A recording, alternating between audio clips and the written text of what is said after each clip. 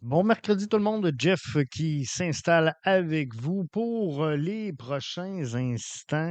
Question de vous livrer votre podcast soccer bleu, blanc, noir. On se parle de principalement sélection canadienne aujourd'hui. La sélection canadienne va affronter cinq autres sélections d'ici la mi-novembre.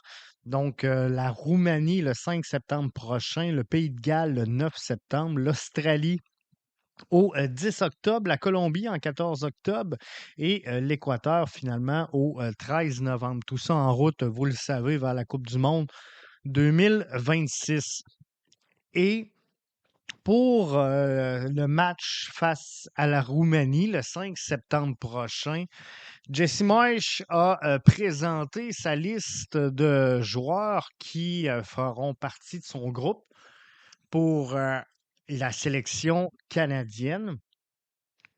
Et au travers de cette liste-là, il y a quand même 7 joueurs qui ont passé, pas de l'édition actuelle, il n'y en a aucun. Mais il y a 7 joueurs qui ont passé par le CF Montréal.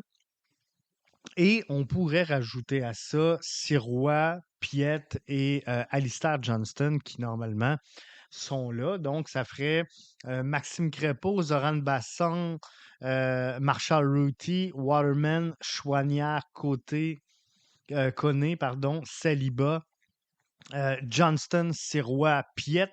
Ça ferait une dizaine de joueurs normalement qui pourraient être dans le groupe de la sélection canadienne. Et on pourrait rajouter Kamal Miller également qui est passé par là. Et tout ça me faisait dire, si le groupe canadien présentement possède à l'intérieur de son groupe 7 joueurs qui sont passés par le giron du CF Montréal, recherchez-en des équipes qui ont 7 joueurs dans une sélection. Et là, je vous parle que de la sélection canadienne.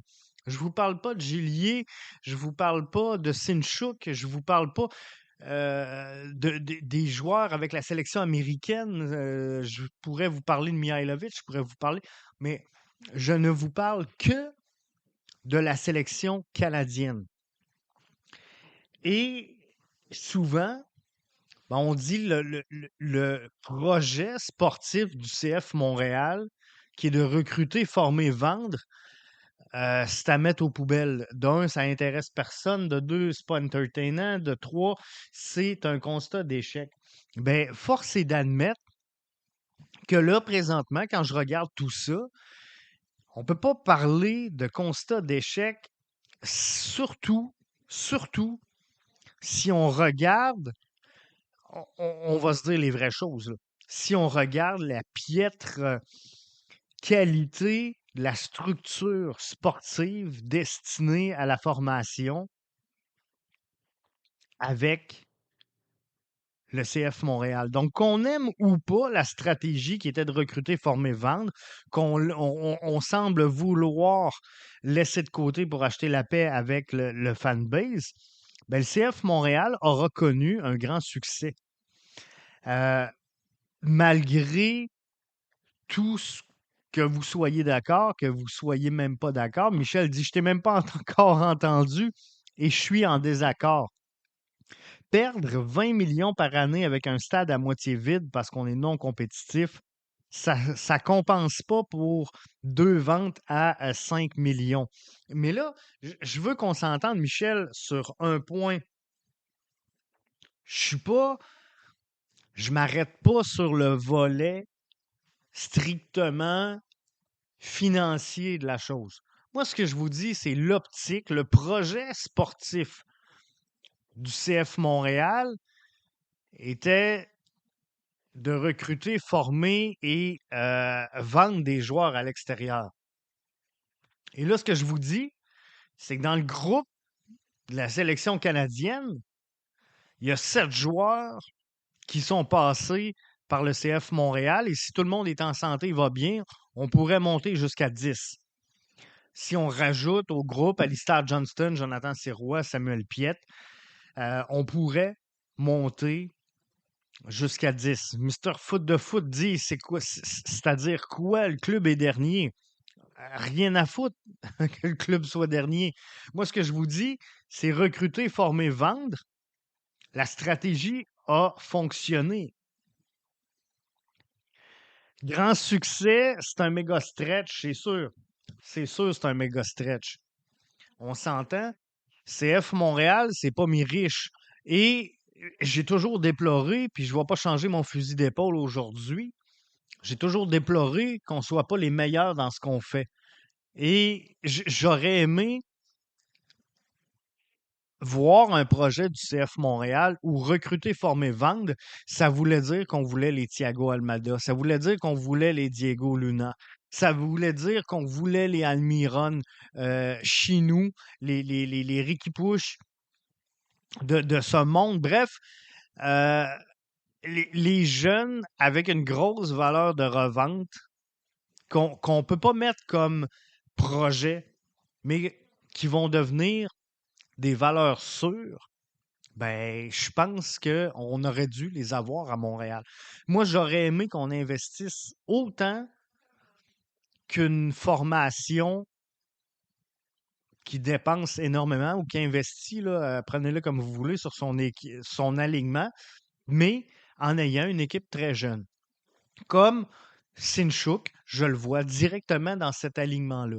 Mais avoir plusieurs Sinchuk à Montréal, moi, j'aurais pas de misère avec ça si l'argent que tu mets en TAM et l'argent que tu mets sur tes seniors sert à venir contrebalancer cet effet de jeunesse-là au sein de ton alignement et venir donner de l'expérience. Donc, j'aurais aimé, je donne un exemple, on recrute un jeune joueur étoile euh, comme pièce maîtresse en avant, en neuf, ben, j'aurais aimé avoir un Kai Kamara, comprenez-vous, directement avec lui pour venir le calibrer, comprenez-vous?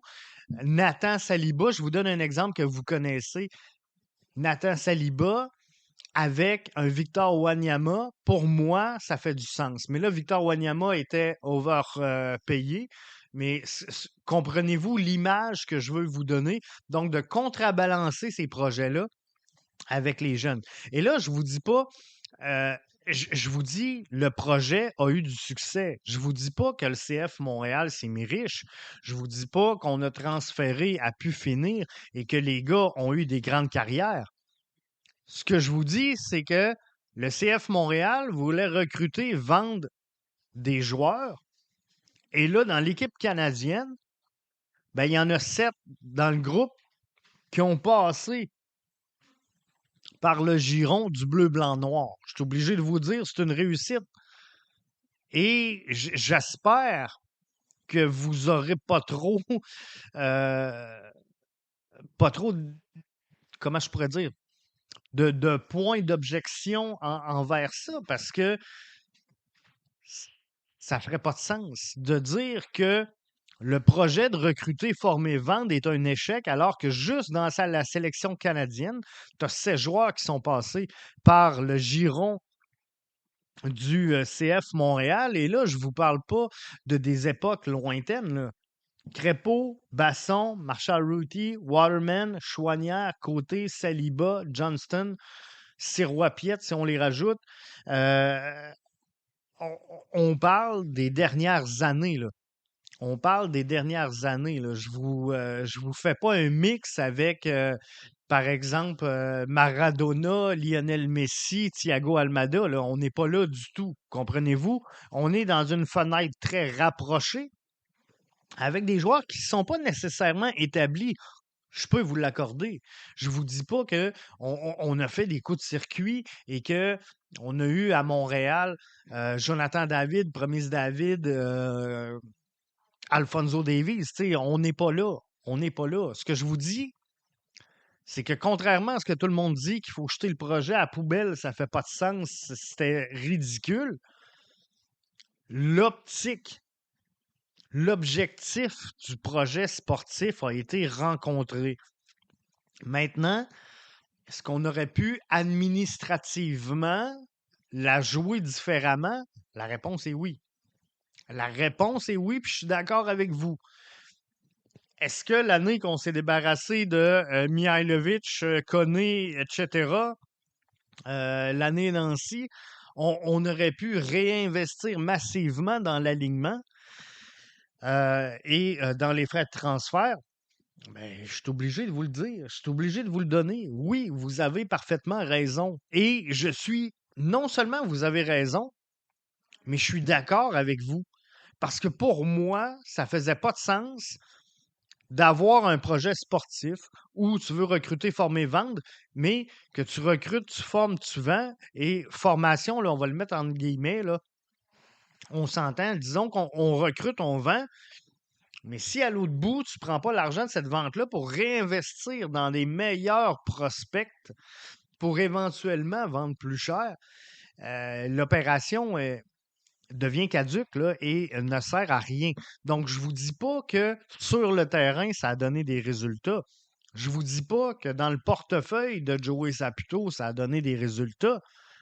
Ce que je vous dis, c'est que l'optique du projet sportif a fonctionné. Donc, il y a de quoi faire avec ce projet-là. Il y a de quoi faire avec ce projet-là, mais je pense qu'on l'a mal administré. Là, visiblement, on veut changer notre fusil d'épaule du côté de la famille Saputo et c'est correct. Je pense que les gens ont besoin d'un peu de sensation, ont besoin d'un peu d'émotion et c'est ce qu'on devrait avoir là, si on regarde le mercato d'été qui a été, somme toute, très encourageant. Ça augure bien pour celui d'hiver. Et on verra après qu'est-ce qu'il en sera, mais ça va être hyper intéressant de suivre tout ça. Hey, demain, on se parle du classement dans l'association de l'Est, vos surprises, vos déceptions. La saison achève tranquillement pas vite. Alors, on regarde tout ça ensemble demain. Une seule destination BBN Soccer, c'est le www.bbnsoccer.com. Je vous invite à nous suivre sur TikTok, sur Facebook, sur X, sur Blue Sky. On est sur l'ensemble des plateformes. Et bien sûr, d'écouter, de commenter surtout ce balado-là. J'ai pas besoin que vous vous abonniez. Je vous demande pas de devenir membre premium, pis ci, pis ça. Ce que je vous dis, c'est que si vous avez aimé cette interaction-là, juste commenter ou partager, commentez pas, commentez, partagez pas. Euh, on se comprend.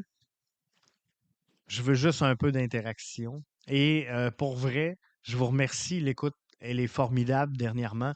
Donc, merci à toutes vous autres. Je ne pourrais pas demander mieux. Donc, on se retrouve demain avec le classement de l'Association de l'Est.